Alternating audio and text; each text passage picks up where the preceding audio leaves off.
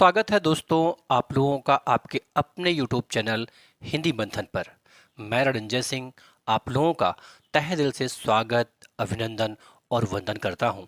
आज हम लोग हिंदी साहित्य में रासो साहित्य के विषय में पढ़ेंगे और इसकी पूर्व की कक्षा में हम लोगों ने रास साहित्य, जिसे हम जैन साहित्य के नाम से जानते हैं, उसके विषय में विस्तार से पढ़ा था। मैंने आपको रास साहित्य यानी कि जैन साहित्य पढ़ाते समय मैंने आपको बताया था कि जो जैन साहित्य रहा उस जैन साहित्य में रास काव्य लिखे गए, अर्थात रास परंपरा पर आधारित काव्य लिखे गए। रास काव्य से ही रासो काव्य धारा की शुरुआत होती है। दोनों में फर्क इतना होता है कि जो रास काव्य परंपरा का लिखा हुआ ग्रंथ होता है उसमें शांत रस और श्रृंगार रस की प्रधानता होती है। इन दोनों में भी जो प्रधानता होती है सबसे ज्यादा वो शांत रस की होती है, या यूं कह सकते हैं कि शांत रस पर आधारित जो काव्य पाठ किया गया वो रास की श्रेणी में आया। और जब इसी रास में वीर रस की प्रधानता हो गई तो यही रास जो ग्रंथ था वही रूपांतरित होकर के रासो ग्रंथों में परिवर्तित हो गया। अर्थात जिन ग्रंथों में शांत रस और श्रृंगार रस का प्रयोग किया गया वो तो रासो काव्यों रास काव्य के नाम से कहलाए, और जिन काव्यों में हमने वीर रस और श्रृंगार रस का प्रयोग किया वही हमारे रासो काव्यों की श्रेणी में आते हैं। यहाँ तक की बात समझ में आ गई होगी। आइए हम इनको बहुत विस्तार से समझते हैं और एक एक का स्टेप बाय स्टेप समझते हैं कि वास्तव में जो रासो शब्द आया, इस रासो शब्दों के परिप्रेक्ष्य में अन्य विचारकों के क्या मत है। आइए देखते हैं रासो शब्द की व्युत्पत्ति।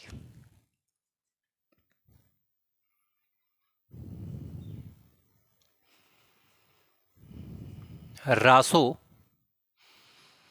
शब्द की व्युत्पत्ति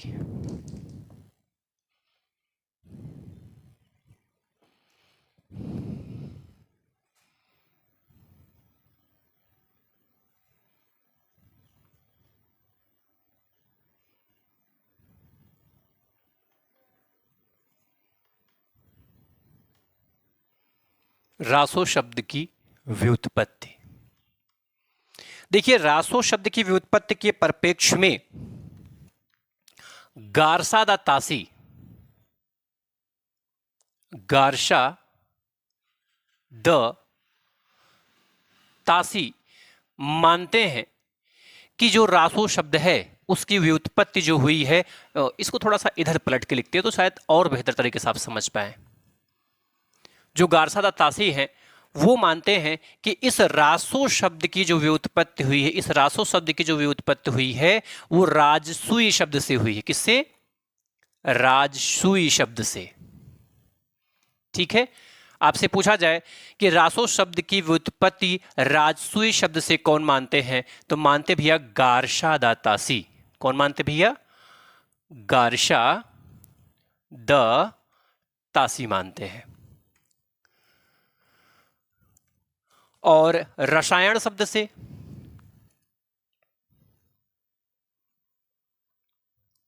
रसायन शब्द से रासो शब्द की व्युत्पत्ति मानते हैं आचार्य रामचंद्र शुक्ल। आचार्य रामचंद्र शुक्ल।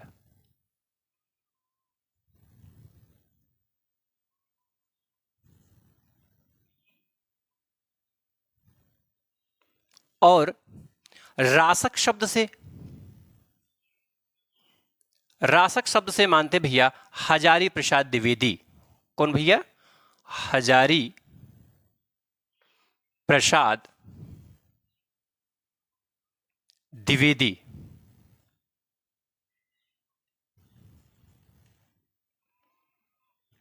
और रास शब्द से मानते हैं नंद दुलारे वाजपेयी। रास शब्द से कौन मानते भैया? नंद दुलारे वाजपेयी।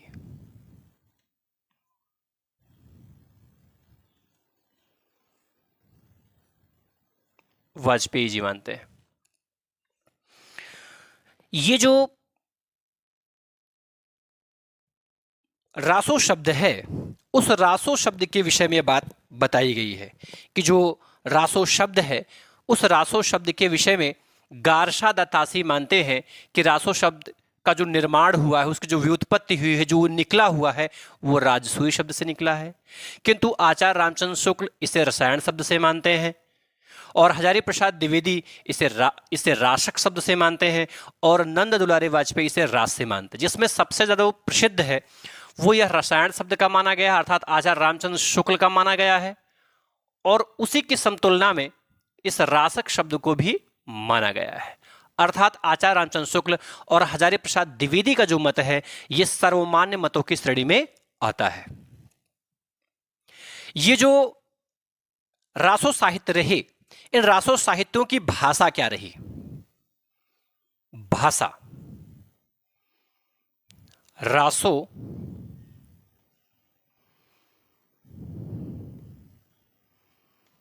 साहित्यों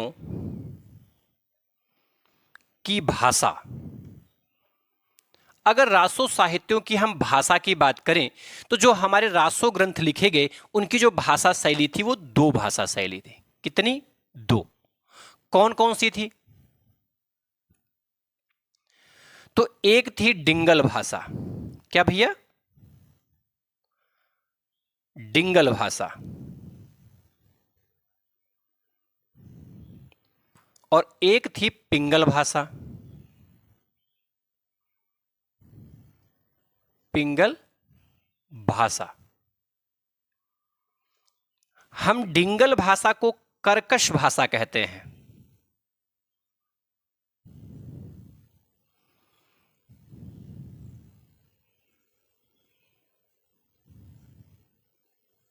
कर्कश भाषा कहते हैं,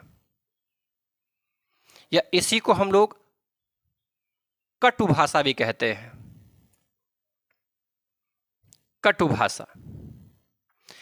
यह भाषा जो निर्मित हुई थी वह राजस्थानी प्लस अपभ्रंश से हुई थी। जब इस राजस्थानी को और इस अपभ्रंश को मिला दिया गया आपस में, तो निर्माण किस भाषा का हुआ? डिंगल भाषा का हुआ। बात समझ में आई? आगे समझते हम। अगर हम बात करें पिंगल भाषा की, तो ये जो पिंगल भाषा है, इस पिंगल भाषा को हम मधुर भाषा कहते हैं। क्या? मधुर भाषा, या इसी को हम लोग कहते हैं कर्णप्रिय भाषा। कर्णप्रिय अर्थात जो कानों को पसंद आए, कर्णप्रिय भाषा। और इस भाषा का जो निर्माण हुआ था वह निर्माण हुआ था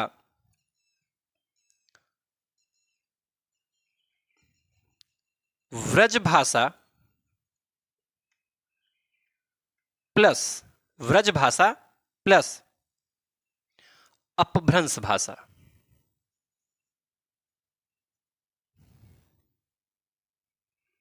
अपभ्रंश भाषा। समझने का विषय वस्तु इसमें यह है कि जब ब्रज और अपभ्रंश को आपस में मिलाया गया तो निर्माण किस भाषा का हुआ? पिंगल भाषा का। और जब राजस्थानी और अपभ्रंश को मिलाया गया तो डिंगल भाषा का जन्म हुआ। ध्यान रहे, डिंगल भाषा में राजस्थानी भाषा का योग है और पिंगल भाषा में ब्रज भाषा का योग है, क्योंकि राजस्थानी भाषा थोड़ी सी कर्कश भाषाओं की श्रेणी में आती है। थोड़े से उसमें जो वर्ण प्रयोग में आते हैं वो कठोर वर्णों का उसमें प्रयोग होता है। किनका? कठोर वर्णों का। वही टाठा डाढ़ा अड़ा, इन वर्णों का उसमें सर्वाधिक प्रयोग होता राजस्थानी भाषा में, इसलिए राजस्थानी भाषा को हम कर्कश भाषा कहते हैं। और जब ये अपभ्रंश भाषा में राजस्थानी भाषा मिली तो डिंगल भाषा का निर्माण हो गया। और जब ब्रज भाषा, क्योंकि आपको पता ब्रज भाषा एक मधुर भाषा की श्रेणी में आती है, और जब ब्रज भाषा के साथ अपभ्रंश भाषा का योग हुआ तब पिंगल भाषा का निर्माण हुआ। ये जो डिंगल भाषा रही, इसमें बीर रस प्रधान रचनाएं लिखी गई। बीर रस प्रधान रचनाएं।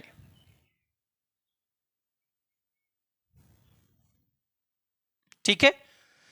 और जो पिंगल भाषा थी, इसमें श्रृंगार रस प्रधान रचनाएं लिखी गई। कैसी? श्रृंगार रस प्रधान रचनाएं। बात समझ में आई? जो बीरस प्रधान रचनाएं थी वो तो डिंगल भाषा में लिखी गई, और जो श्रृंगार परक रचनाएं थी वह पिंगल भाषा में लिखी गई। क्योंकि आपको खूब अच्छे से पता है, प्रेम की बात जो होती है वो मधुर भाषा के साथ में ही संभव है। क्या आप कभी मान सकते हैं कि आप किसी से प्रेम प्रसंग पे बात करना चाहते हैं, या आप अपनी नायिका या प्रीतिमा से बात करना चाहते हैं, या कोई लड़की किसी लड़के से बात करना चाहती है, तो पहुंच के दादागिरी से बात किया जा सकता है, या मां बहन की गाली के साथ प्रेम का इजहार किया जा सकता? नहीं। यदि आपको अपने हृदय के मनोभावों को किसी दूसरे के समक्ष व्यक्त करना है, वो भी प्रेमपूर्ण प्रसंगों पर, तो जाहिर सी बात है आपको इस श्रृंगार परक मधुर भाषा का प्रयोग करना होगा। और यदि आपको मारपीट करना है, युद्ध भूमि में आप हैं, तो वहां पर आप श्रृंगार रचनाओं का प्रयोग नहीं करेंगे। वहां पर गीत गौनई गा करके आप अपने युद्ध का प्रदर्शन नहीं करेंगे। वहां पर तो ओजपूर्ण तरीके से वार्तालाप होता है, मारकाट की बात होती है। तो जब ओजपूर्ण या क्रोध में इंसान कोई बात करता है तो उसमें वीर रस के पुट खुद ब खुद दृष्टिगत हो जाते हैं। और जब भी प्रेम प्रसंगों पर बात की जाती है तो उसमें श्रृंगार रस की झलक खुद ब खुद उत्पन्न हो जाती है। तो यहां जो डिंगल भाषा थी, इस डिंगल भाषा में वीर रस प्रधान रचनाएं लिखी गई और पिंगल भाषा में श्रृंगार परक रचनाओं का निर्माण किया गया। इसमें ध्यान रखने का विषय वस्तु यह है कि इस डिंगल भाषा का निर्माण किन किन भाषाओं के योग से हुआ है, तो राजस्थानी और अपभ्रंश से हुआ है, और पिंगल भाषाओं का निर्माण ब्रज भाषा और अपभ्रंश भाषा के योग से हुआ है। अगर यहां तक की बात आपके समझ में आ गई है तो आप इसका एक स्क्रीनशॉट लें, और इसके आगे की चीजों की चर्चा मैं अगले क्रम में करता हूं आपसे।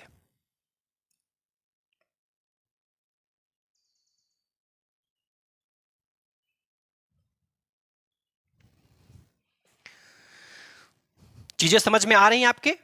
अगर आपसे पूछा जाए कि जो रासो साहित्य है, इस रासो साहित्य में रासो शब्द की व्युत्पत्ति किन शब्दों से हुई है, तो रासो शब्द की व्युत्पत्ति राजसूय, रसायन, रासक और रास से हुई है।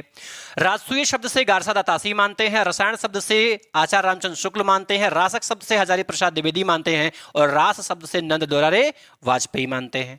आपसे पूछा जाए जो रासो साहित्य लिखे गए वास्तव में उनकी भाषाएं क्या थी, तो रासो साहित्य दो भाषाओं में लिखे गए, एक पिंगल भाषा और एक डिंगल भाषा। डिंगल भाषा में बीरस प्रधान रचनाएं लिखी गई और पिंगल भाषा में श्रृंगार परक रचनाओं का निर्माण किया गया। बात समझ में यहां तक की? चलिए अब हम लोग आगे देखेंगे कि जो रासो साहित्य रहे वो रासो साहित्य कौन कौन से हैं।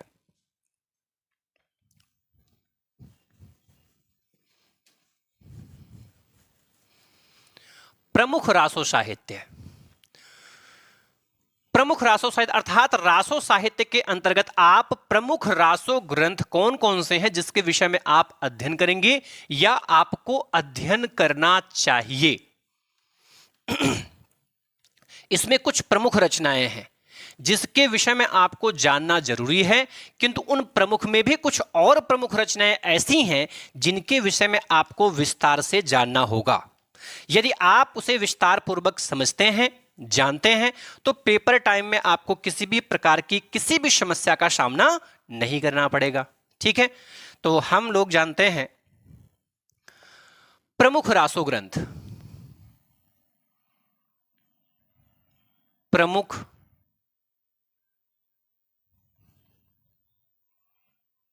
रासो ग्रंथ, प्रमुख रासो ग्रंथ। सबसे पहले नंबर पर तो नाम आता है पृथ्वीराज रासो का। बीज रस प्रधान रचनाओं में पहले नंबर पर है पृथ्वीराज रासो। यहां से लिख लेते हैं पृथ्वी राज रासो। ये पृथ्वीराज रासो जो था ये रचना किसकी है, तो चंद बरदाई की है। किसकी भैया? चंद बरदाई की है।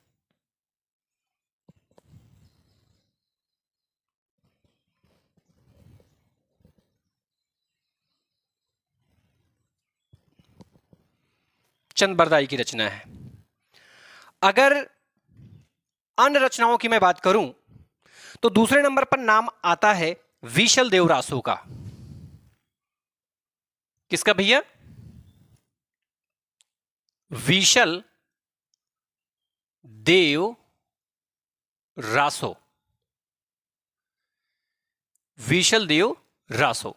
ये विशल देव रासो जो था, ये रचना किसकी है? तो ये नरपति नाल जी की रचना है। नरपति नाल, नरपति नाल जी की रचना है। ठीक है। अगले नंबर पर नाम आता है परमाल रासो का।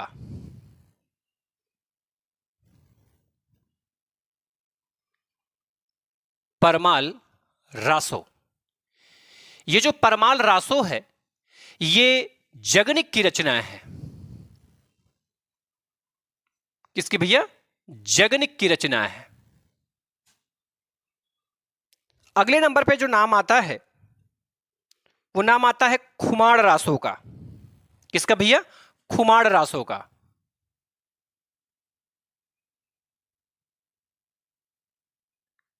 खुमाड़ रासो। और खुमाड़ रासो जो रचना है यह दलपति विजय की है। दलपति विजय की रचना है। किसकी भैया? दलपत विजय की रचना है। अगले नंबर पे जो नाम आता है वो है विजयपाल रासो। क्या भैया? विजयपाल रासो।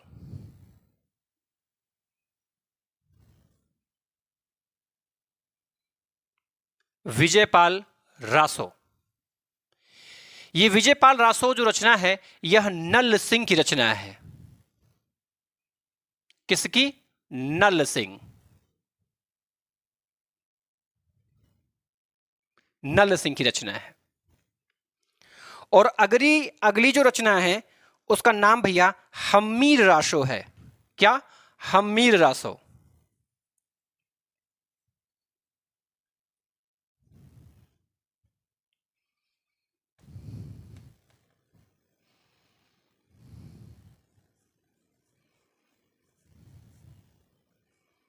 हम्मीर रासो।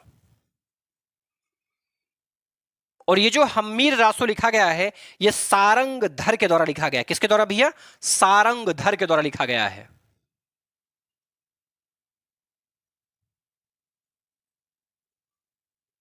सारंगधर। ठीक है। अर्थात इतनी रचनाएं ऐसी हैं जो प्रमुख रूप में रासो ग्रंथों की श्रेणी में आती हैं। इसमें आपको प्रमुख रूप में ये ऊपर की जो 3 रचनाएं मैं आपको बता रहा हूं, इन रचनाओं के विषय में थोड़ा सा विस्तार से पढ़ना होगा, क्योंकि यहां से प्रश्न पेपर में गहराई से पूछे जाते हैं। यानी इन 6 रचनाओं में आपको चंद बरदाई जी की रचना परीक्षा के दृष्टिकोण से बहुत इंपॉर्टेंट है, और नरपत नाल जी की रचना और ये जगनिक जी की रचना, इन 3 लोगों की रचना को थोड़ा सा विस्तार से पढ़ना होगा, जहां से प्रश्न ज्यादा बनते हैं। बात समझ में आई? आपसे पूछा जाए कि पृथ्वीराज रासो किसका है? चंद बरदाई का है। विशल देव रासो किसका है? नरपत नाल का है। परमाल रासो किसका है? जगनिक का है। खुमाड़ रासो किसका है? दलपत विजय का है। विजयपाल रासो किसका है? तो नल सिंह का है। हम्मीर रासो किसका है? तो सारंगधर का। देखिए ये सभी रासो ग्रंथ है। क्यों? क्योंकि इनमें आपने देखा होगा रासो रासो रासो रासो रासो रासो लिखा है। इसके पहले जो मैंने कल आपको जैन साहित्य पढ़ाया था उसमें अधिकांश रचनाओं के पीछे आपने देखा होगा रास रास रास जुड़ा था। जुड़ा था कि नहीं जुड़ा था? क्योंकि जैन साहित्य में रास साहित्य सम्मिलित होता है और रासो साहित्य की श्रेणी में वीर रस प्रधान रचनाएं सम्मिलित होती हैं। बात समझ में आई?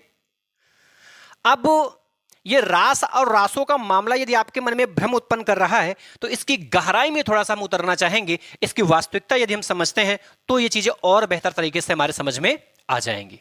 मिटाएं इसको भैया, ले लिया आपने स्क्रीनशॉट इसका। चलिए हम सबसे पहले समझते हैं रास और रासो ग्रंथों में अंतर। क्या अंतर है इन रास और रासो ग्रंथों में? जबकि व्युत्पत्ति का यदि माध्यम देखा जाए तो रास साहित्य से ही रासो साहित्य का जन्म हुआ है, तो समतुल्यता तो कुछ देखने की मिलेगी ही मिलेगी, लेकिन कुछ अंतर भी तो है, तभी तो दो अलग अलग काल बने। तो वो अंतर क्या है और उनमें समतुल्यता यानी समानता क्या है, उन दोनों चीजों को हम समझते हैं, उन दोनों ही चीजों को समझते हैं। ठीक है, ध्यान से समझिए। रास साहित्य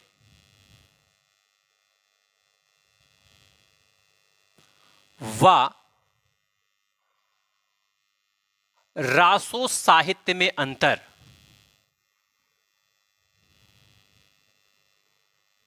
रासो साहित्य में अंतर।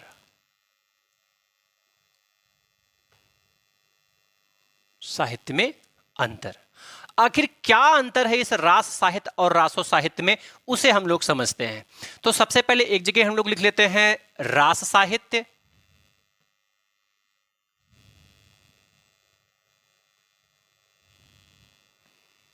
और एक जगह लिख लेते हैं रासो साहित्य।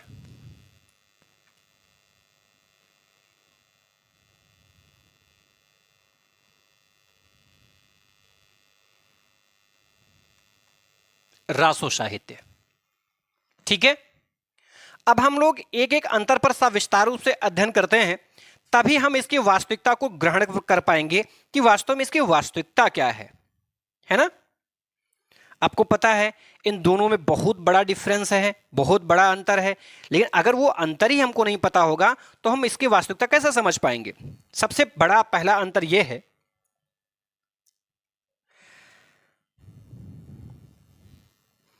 जो रास साहित्य है, इस रास साहित्य का जो लेखन कार्य हुआ वो जैन कवियों के द्वारा हुआ।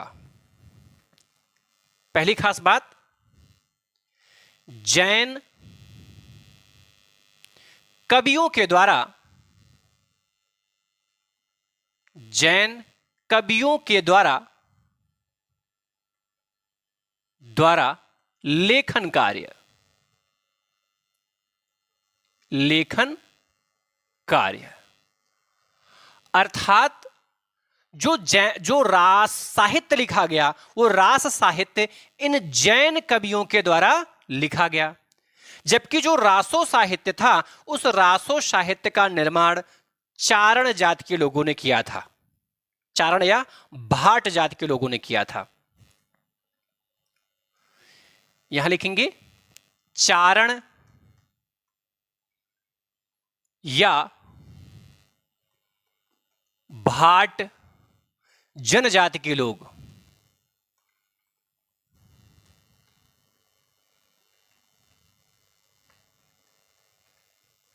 जनजाति के लोगों के द्वारा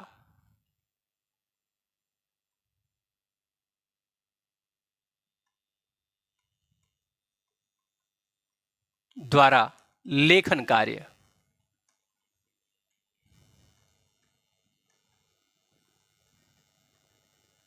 लेखन कार्य। बात समझ में आई भैया? ये जो किया लिखा गया ये वो जैन कवियों के द्वारा लिखा गया, और ये जो लिखा गया वो चारण कवियों के द्वारा लिखा गया।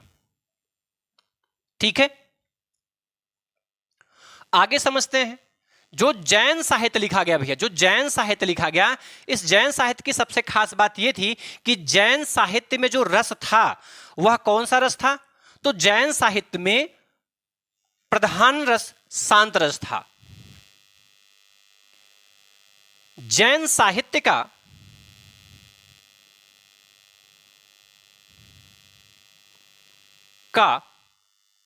प्रधान रस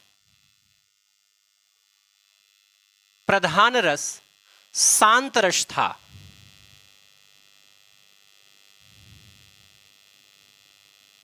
शांत रस था। और जो रासो साहित्य थे उनकी क्या खास बात थी? तो रासो साहित्यों का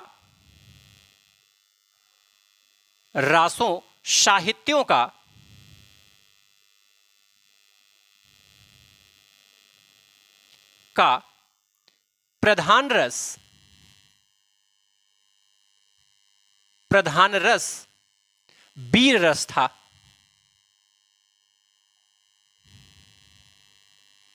वीर रस था। लेकिन इन दोनों में समतुल्यता क्या थी? समतुल्यता, ध्यान रहे, इसका गौड़ रस, जैन साहित्य का जो गौड़ रस था, गौड़ रस श्रृंगार रस था। श्रृंगार रस था और इसका भी गौड़ रस श्रृंगार रस ही था।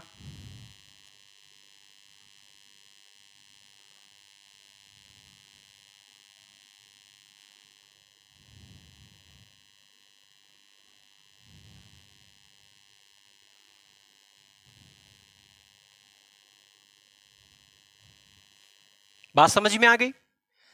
इन दोनों में जो सबसे बड़ा अंतर था वो ये था कि जो जैन साहित्य लिखे गए उन जैन साहित्यों का जो प्रधान रस था वो शांत रस था, किंतु गौड़ रस क्या था? तो गौड़ रस श्रृंगार रस था। ठीक। जो रासो साहित्य लिखे गए उन रासो साहित्यों का जो प्रधान रस था वो वीर रस था और गौड़ रस क्या था? श्रृंगार रस था। अर्थात श्रृंगार रस इन दोनों ही रसों में देखने के लिए मिलता है, दोनों ही रसों में देखने के लिए मिलता है। बात समझ में आई? ये समानता की बात है। लेकिन अंतर क्या है वो मैंने आपको बता दिया। उसमें अंतर क्या है?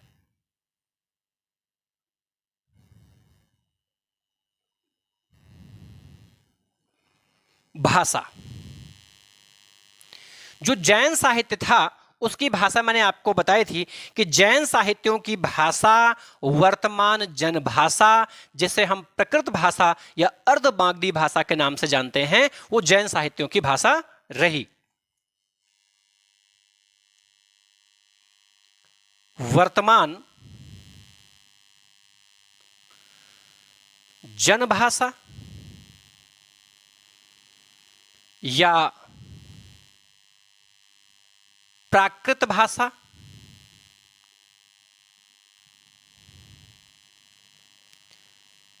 या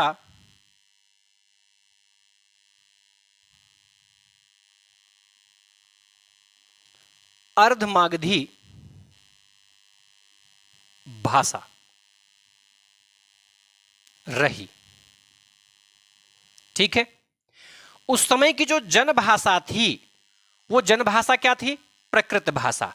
और इसी प्रकृत भाषा को ही हम अर्धमागधी भाषा के नाम से जानते हैं। लेकिन जो रासो ग्रंथ लिखे गए उनकी भाषा क्या थी? तो आप उसमें लिखेंगे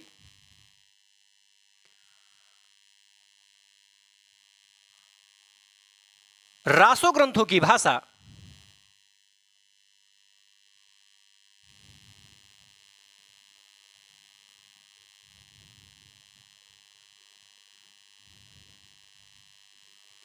पिंगल व डिंगल भाषा थी। पिंगल व डिंगल भाषा थी। बात समझ में आई? अंतर समझ में आ रहा है? देखिए, जो रास साहित्य था, इस रास साहित्य का निर्माण जैन कवियों के द्वारा हुआ था। इन जैन साहित्यों की जैन साहित्यों का जो प्रधान रस था वो शांत रस था, जो गौड़ रस था वो श्रृंगार रस था। इन जैन साहित्यों की जो भाषा शैली रही वो वर्तमान जनभाषा, जिसे हम प्रकृत भाषा या अर्धमागधी भाषा के नाम से जानते हैं, वो रही। किंतु जो रासो साहित्य लिखे गए, रासो साहित्य जो लिखे गए वो चारण कवियों के द्वारा, या हम उन्हें ही कहते हैं भाट जनजाति के लोग, इनके द्वारा इसका लेखन कार्य किया गया। जो रासो साहित्य था उसका जो प्रधान रस था वो वीर रस था और उसका जो गौड़ रस था, गौड़ रस श्रृंगार रस था। रासो ग्रंथों की जो भाषा रही वह पिंगल, वह कौन सी भाषा रही भैया? डिंगल भाषा रही। कौन सी भाषा रही? डिंगल भाषा रही। बात समझ में आई? समझ में आ रही है आपको ये बात? चलिए आप इसका एक स्क्रीनशॉट लें, हम इसके आगे की चीजों की चर्चा आपसे करते हैं।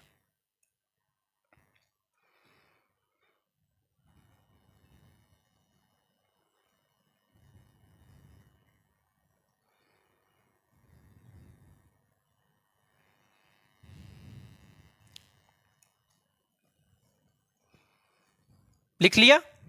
चलिए आगे। ये जो जैन साहित्य लिखे गए, इनका उद्देश्य क्या था? और जो जो रासो साहित्य लिखे गए, उनका उद्देश्य क्या था? ये उद्देश्य अगर हम जान लेते हैं तो शायद हम इसके और नजदीक में पहुंच जाएंगे कि इन दोनों का विशेष अंतर हमारी समझ में आने लगेगा। ठीक है? और इनके समानता के भाव भी हम आपको बताएंगे, इनकी स्थितियां भी आपको समझाते हैं कि समानताएं क्यों दिख रही थी और विषमताएं क्यों दिख रही थी। दोनों स्थितियां मैं आपको समझाता हूं। देखिए भैया, जो रास साहित्य लिखा गया, इसका उद्देश्य जो रास काव्य था, जो रास भाषा शैली थी, इस रास भाषा शैली काव्य शैली के अंतर्गत जो जैन मंदिर थे, उन जैन मंदिरों में करतल ध्वनि के द्वारा हम ईश्वर की पूजा और आराधना करते थे।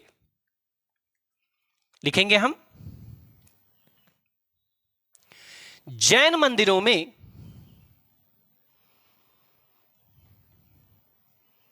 जैन मंदिरों में करतल ध्वनि, करतल ध्वनि यानी ताली के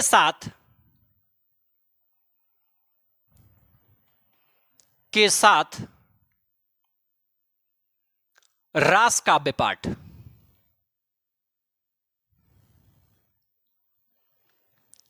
काव्य पाठ ईश्वर आराधना हेतु,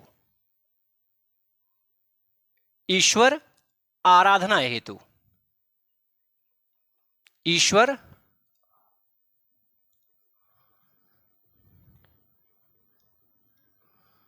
व धर्म प्रचार,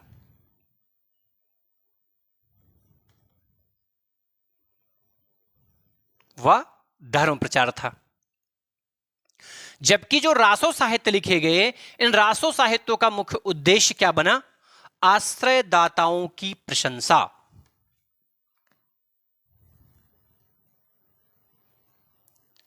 आश्रय दाताओं की प्रशंसा,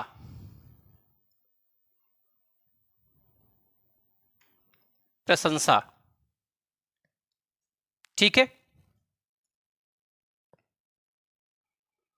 दूसरी महत्वपूर्ण बात, अगर विकास क्रम को समझें हम, विकास क्रम इसका देखें,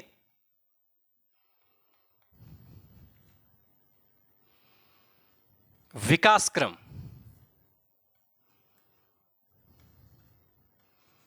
तो विकास क्रम में आपको खूब अच्छे से पता है कि जो रास साहित्य है, कौन सा भैया? रास साहित्य। इस रास साहित्य से ही विकास हुआ है रासो साहित्य का। ठीक है? ये रास साहित्य आप जो देख पा रहे हैं, इस रास साहित्य और इस रासो साहित्य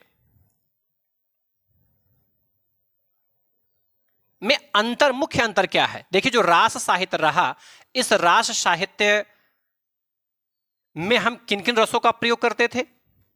तो रास साहित्य में ही हम सांतरस,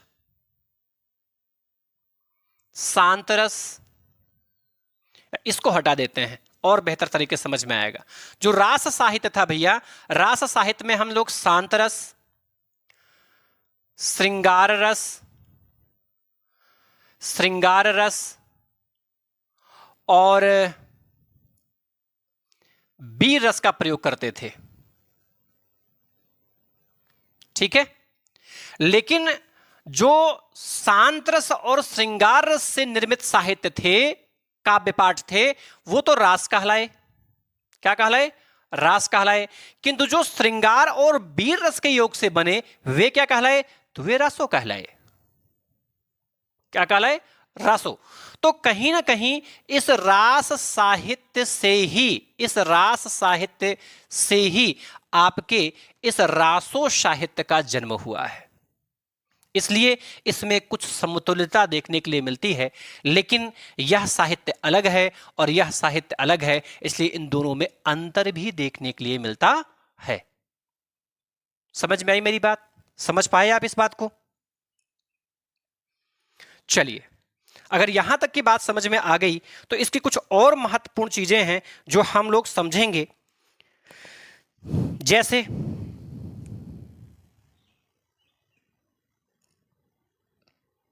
प्रमुख ग्रंथ,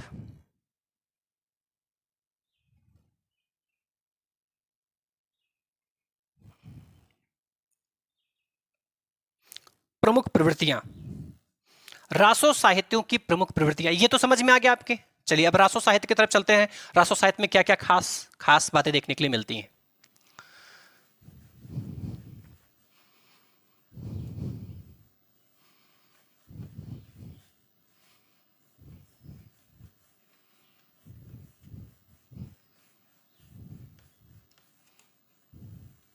जितने भी रासो ग्रंथ लिखे गए, उन रासो ग्रंथों की प्रवृत्तियां क्या रही, क्या मुख्य रूप से उसमें देखने के लिए मिला। ठीक है, हम लिखेंगे रासो साहित्यों की प्रमुख प्रवृत्तियां। रासो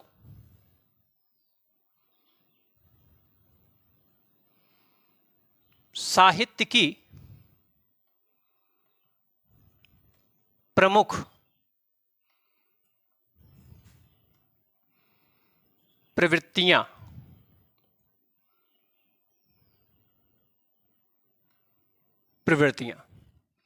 इसकी पहली प्रवृत्ति तो यही थी भैया, आश्रयदाताओं की प्रशंसा। आश्रय दाताओं की प्रशंसा। आश्रयदाता का मतलब क्या होता भैया? आश्रयदाता का मतलब होता है जिनके संसर्ग में आप रह रहे हो, जिनके संसर्ग में आप रह रहे हो उनकी प्रशंसा करने का भाव।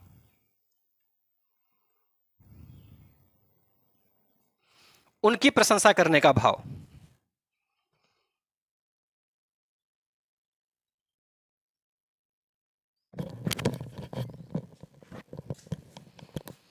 आश्रयदाताओं की प्रशंसा। जो दूसरी इनकी सबसे बड़ी विशेषता थी भैया, वो थी युद्धों का सजीव वर्णन। युद्धों का सजीव वर्णन। तीसरी विशेषता वीर रस व श्रृंगार रस का प्रयोग।